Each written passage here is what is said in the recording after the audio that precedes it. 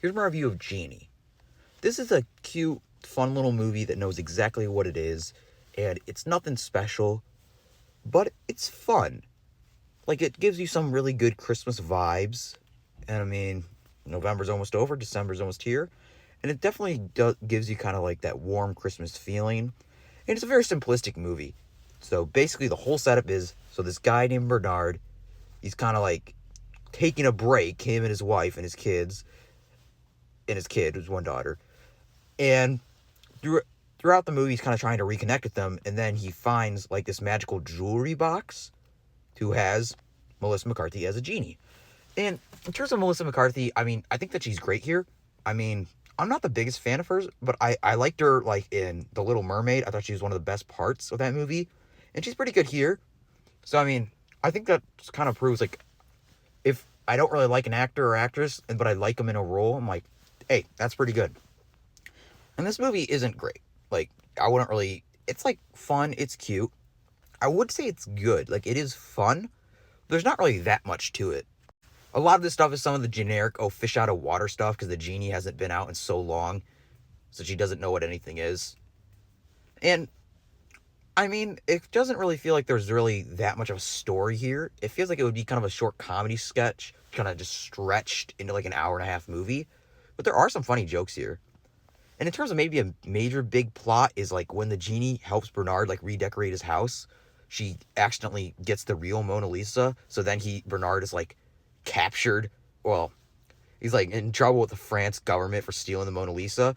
So that's about as like high stakes as this movie gets. But it's basically just Bernard and Melissa McCarthy, Genie, just kind of having fun throughout the whole movie. And it is fun. You get some great moments between them, and I think that Melissa McCarthy is genuinely pretty funny here, which, hey, if you could make me laugh at Melissa McCarthy, I mean, that's a one-up, because, like I said, I'm, like, kind of mixed on her. She's okay. And a lot of this is kind of a generic Hallmark movie, where, like, oh, it's a silly thing in the room. It's a camel. And, like I said, I don't think it's bad. I don't think this is a bad movie. I think it's cute. And it's really interesting, though, because Bernard kind of just opens up to Genie, and you get to learn more about him over the course of the story. And it's really interesting, though, how in this movie they say how old she is, like how she was literally knew Jesus.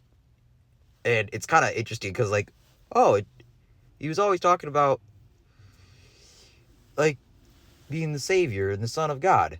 And she didn't believe him. And it's just kind of funny. So it's like, there's a little cute scene right there. And like many generic Hallmark movies, kind of like in this vein, of course, it's the happy ending, get back together.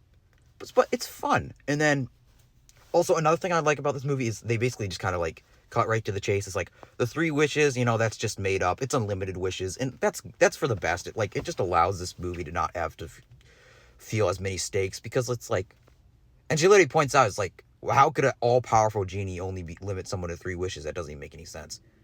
But yeah, I think this movie is cute. It's generic, classic, reconnecting with the family, and all's well as ends well. So yeah, I think it was a pretty fun movie, and I genuinely really enjoyed Melissa McCarthy here. So yeah, I would check it out, maybe. It's okay.